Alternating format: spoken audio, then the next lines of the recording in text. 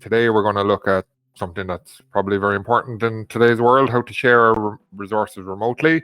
Now that we probably can't see our students or the people that we're working with face to face, or they mightn't be in school. Today we're going to take you through how Boardmaker 7 has some very handy tools to share your resources remotely.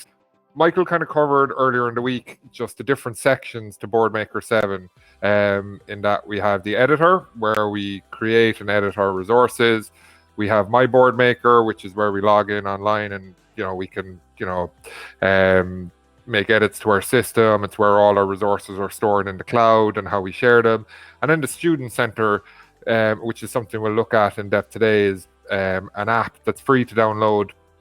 And this is where we share the resources too. So the students that you're working with might download the Student Center app, and that's where they'll be able to access the resources that you create in Boardmaker. So with no further ado, I'll come out of this and we'll go straight into my Boardmaker. So when I open up my Boardmaker account online, so when I sign in via myboardmaker.com, this is where it looks like. Here's some of the resources that I've already created and used in the past. We've gone through the curriculum and the community and things earlier in the week, but today we're focusing on the students. So there's two sections. We have the students here and the admin section. So what the students are, with your license, you're the instructor, and then you get a certain amount of student licenses that go with that you can share your resources with. So if I look at mine here, when I go into student management, and when I click on students, I click on student management, these are all the students that are on my system. So these are the people that I can, like, obviously I'm using fake names and stuff like that for demo purposes, but you may have your student names here that are in your school or that are in your center or that you're working with, and you'll create the student center, their student logins, and then you share that information with them. So to do that, if you're an admin, we go to your admin and you go to the student roster management. So this is the first step you'll do. You'll set up your student. So I click on this, and just wait for it to load. So once I'm in here, it has a list of all my students, but here I can now add a student. It'll tell me how many I have on my license. So you can see I'm using 23 out of 100. I have another 77 students that I can add to my system. If I have a lot of students that I want to add to the system, there's a template that you can download and you can put all the details in at once, and you can upload 50 or 100 or however many students you want to work with. So I'll add a new student here today. So little pop-up comes up. We'll give it a ID. I'll use HS. You may have an ID system in your I'm already using that one, so I'll call it HS1. You may already sandwich 1, because I think I may have already done this. My first name is Ham Sandwich. My first name is Ham, my last name is Sandwich. We'll call it Ham1. Give it a password. You can create whatever password you want. If you want to put in a parent's email, it makes it easy to send information of how to set this up. So Michael has a new child today called Ham Sandwich that he's probably unaware of. You can set different grade levels as well within the system. So if you have people in different classes, it's set up probably on an American school system, but you can edit this to suit your own. So you may have people of different abilities, different age, different school levels. You can set that all up in the admin. You can upload a photo if you want, and then you assign the instructors. So the instructors are the people that are on your Boardmaker account. It could be the teachers or the carers, whoever. So I'm going to add myself as an instructor. I'll add that. I'll save and close, and we'll wait for that to upload. So we'll see here now, Ham Sandwich 1, it's added to my list of students. So now in my student system, I've added a new student to the account.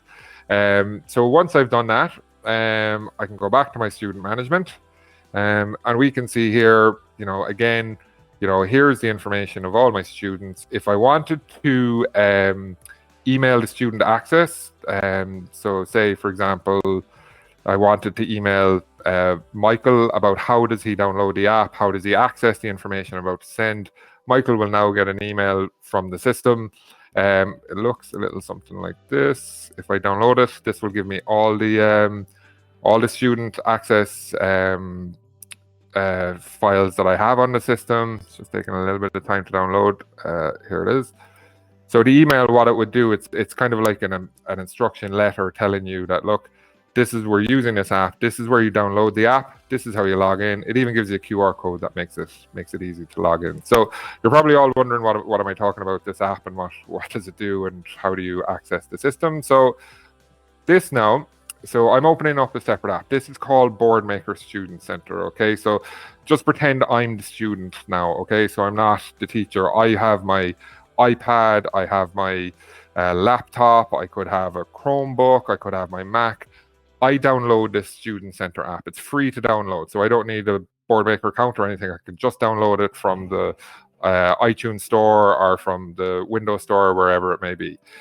Once I get that email from my teacher with the login details, I just come here, I log in, I go to Student Child. Here, obviously, because I'm using my camera for the webinar, I can't use the QR code, so I'm just going to use the manual way. So we called it you'll use your institution ID, which comes up on the form as well.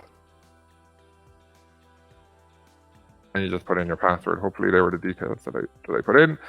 So now I logged in, and now I'm in the system. Now I'm linked to the teacher's Boardmaker account. So we've done that, they're logged in. I'm going to go back to being the teacher now, okay? So the teacher is within their Boardmaker account. I have all my activities that I've created or that I've saved. I could have, this social story about coronavirus. I've got this attendance sheet. I've got a sequencing app. So I might say, look, Ham Sandwich is going to actually did that a bit too quick for you. Ham Sandwich might benefit from these. So over here on my tab, I have this little kind of symbol of a person with an arrow. I click on that and I look for Ham Sandwich. And I just click assign, okay? And I'm going to say they might benefit from the sequencing app as well. And I click on Ham Sandwich and I assign. So everything I do, I can assign to my students, okay? So I've decided as a teacher or as a person working with them that they're going to benefit from these resources. So now, again, pretend I'm the student. The student opens up their Student Center app. They just press refresh, and straight away, these resources that the teacher sent me are coming down, so they can start working on it straight away. So you can see there's that instant, crossover of your resources, and as long as they have a web connection, that's all it takes to download it, and they can start working on your resources then straight away. So we can say this is a sequencing app for eating. So I sit at the table. I eat my food. That's right. Eat is the second item. That's right. Pay is the third item. So a lot of the time you're probably put them all in order.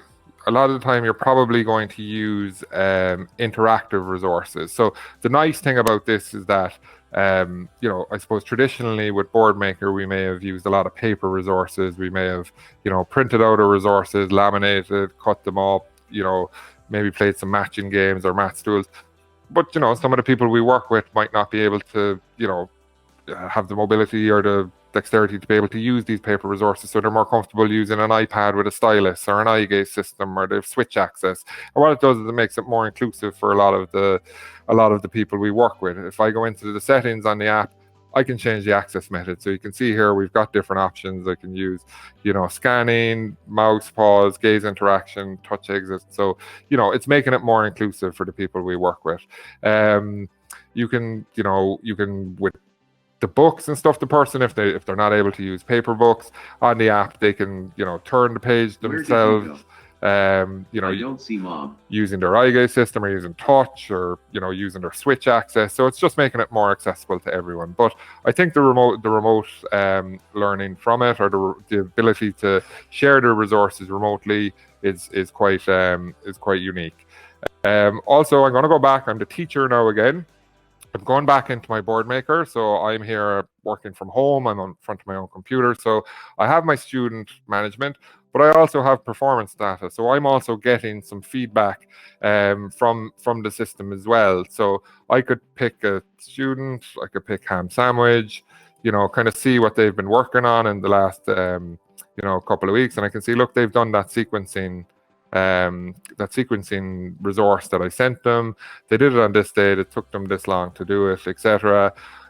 Within the school itself, we could set some IEP goals, and to do that, you can set that in the admin section that you want people to hit certain goals, and then the system will all track it. So you're getting data back from your students in relation to the information you're sending them or the resources that they're using. So that's under the student performance data as well. So there's lots of things you can track how often they're using it, which resources that they're using, which students are using it more than others. So you can run lots of reports. You can run it on the activities themselves. So you can say, look, who's been using, these are all my activities, who's been using these activities. So let's see if there's any data on any of these. We'll send it back a while just in case. No, there's no activity on that. But you can track if you've created books or if you've created resources. You can see, look, who's been using it, how long they've been using it, when did they use it. So that's, look, again, the nice thing about it is, as you've seen from some of the things we've done during the week, there's lots of resources within the community or within the curriculum side of it that it's very easy for you to take those resources and then share straight away with your students. So, for example, one of the things we looked at during the week was Reading Avenue. So, say, for example, we're in Reading Avenue. We're working on a literacy program with one of our students. At the moment, we're working on transportation. I'm going to go in. We're working on the first book, which is What's in the Lorry. Here's day one with all the resources. Again, you can see the little icon of the person with the arrow. I click on that. I click on ham sandwich. I click assign. And then again, pretend I'm the student. The student's at home. They're opening up Boardmaker Student Center. Just do a little bit of a refresh, and their activities are coming in. There's my Reading Avenue activity. What's in the Lorry? I've got my book to read. I've got my alphabet board, and I've got a visual scene. So again, in the matter of minutes, you're taking resources, you're sharing them with your students straight away. If we're creating resources, for example, again, I'm using the editor app that Michael has brought you through in the last few days. I'm creating my, if I create a template for, I don't know, if we do a sorting template, for example, we could do a grouping one. So I'll do a very quick one here for you. We'll say place items. We're going to do one about, we'll say, animals. We took you through this yesterday. We're going to do cat. So these are the ones that should be in the box. So we'll do nice cat. We'll do a dog.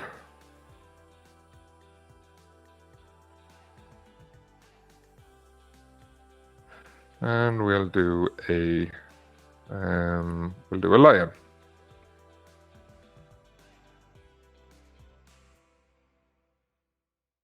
Okay, and then things that aren't supposed to be in it, we'll do a phone. I'll just do one just for this example. So I now have created a sorting activity for that I want to share with Ham Sandwich. I think he's really good at this. We're working on animals, so I'm just going to call this sort. Save this. Okay, I'm going to return to my dashboard. So I'll see this resource now from my editor. It's here. Might take a second or two. So now I go back to my web browser where I have my Boardmaker. Hopefully, sometimes it takes a minute or two to come through. Hopefully today it won't be too long. Okay, it's going to take a second.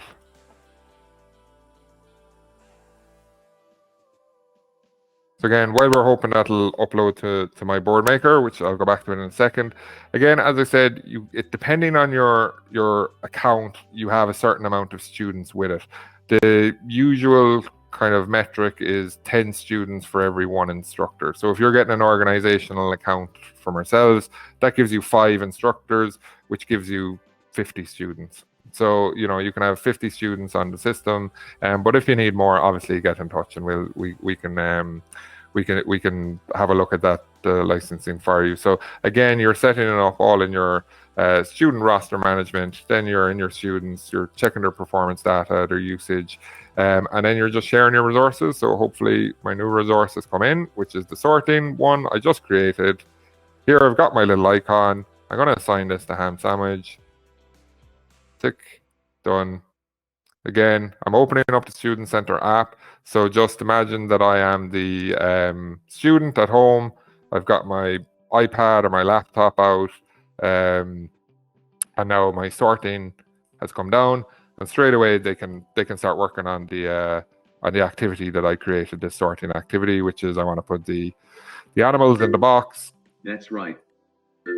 That's right. Cat. That's right. Dog belongs in animals. So again, good job. Look, you found them all. There's a little bit kind of when you're getting started, there is a little bit, to get used to the My Boardmaker, the Student Center, and the editor. But once you kind of get your kind of the organizational side of it set up, it's really, really easy to do this. It's you can go have a look in the community, see if there's something there that you say, okay, look, there's something on shapes. I like this activity. I'm going to add it to my Boardmaker, and then I'm going to share it with a student straight away.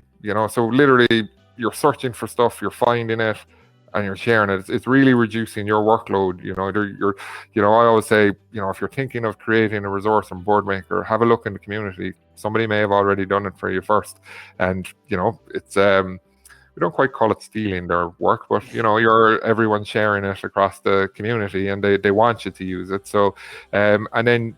As we're all obviously working remotely now, we're not seeing each other face to face.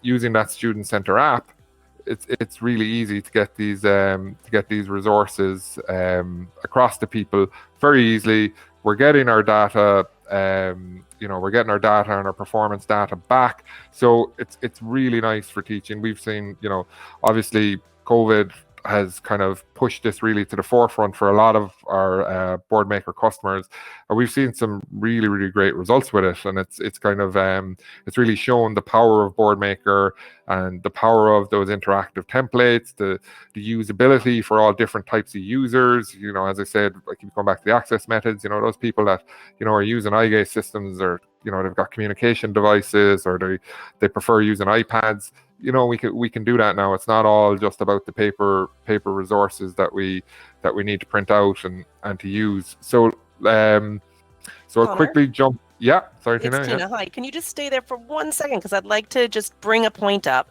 When you are talking about paper-based, know where you were on the community. Go back there. Yep. When we are talking about paper-based, I think there's one thing that's really important to point out to everybody when we're talking about supporting people remotely. That Shapes one is actually a paper-based resource. If you click on the little printer right there, just to the left, it'll print it directly to a PDF. So when we're talking about paper-based, that's a great way to support people remotely, because then you can just clip that little resource as a PDF to the parents, the carers, the school that you're not able to get into to hand over paper-based resources. They can print it out themselves. So that's just taking a moment to pop up as a PDF. It'll show up when it's ready. That little bell will pop up to say your PDF is ready to print. And that's also in the editors as well. So just pointing out that being able to print as PDF, part of your Boardmaker license is also being able to share resources that you make with your caseload as PDF. So you can share it as you've shown with the Student Center so wonderfully, but also for low tech, for paper-based stuff, sharing that PDF can be really powerful too. Yeah, and I think Michael went through a bit of that on Tuesday or Wednesday as well. Yeah, so you do, obviously, as Tina stated, we're not discounting your paper-based resources. Very easy to create your PDFs and email them as well. So just to kind of show you which licenses give you the Student Center, you do need to have an online version. It doesn't come with the standard version. So you need to have a subscription based to Boardmaker 7 to access the Student Center. So just make you aware of that. There are free trials available. I don't know, as Ashita dropped in the form on the Q&A for people to sign up. to get going on that, to kind of show you the power of the student centre. But as I say, some of the schools and organisations we've worked on throughout the various lockdowns that we've had and the restrictions we've had over the last couple of months has been really, really, powerful, and has worked really, really well for lots of our users. So that's what we were covering today, was mainly the Student Centre and the Student Centre app and sharing the resources remotely. That brings us to conclusion on our Boardmaker 7 webinars this week.